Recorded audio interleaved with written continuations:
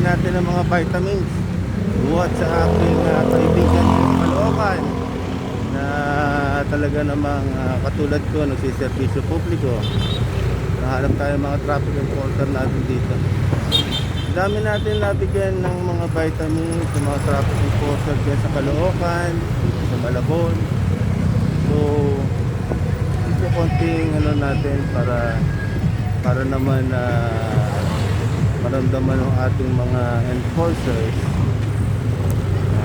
yung kanilang pagpupursige maging maayos ang traffic natin.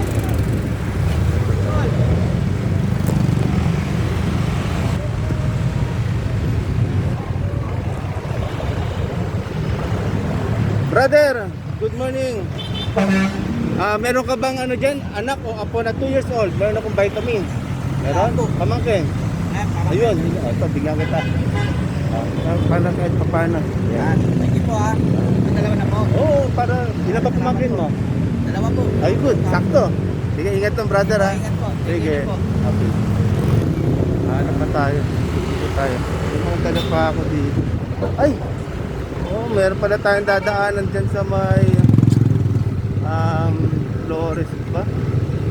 Oo, yung salbutamol na pang nebulizer. Bagay, mamaya na lang pag-isip natin doon.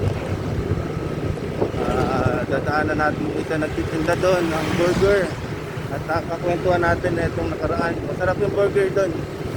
Dadalhin ko kayo once doon. Tapos yung ating sinanay doon, bigyan natin ng salbutamol na para sa nebulizer. Okay?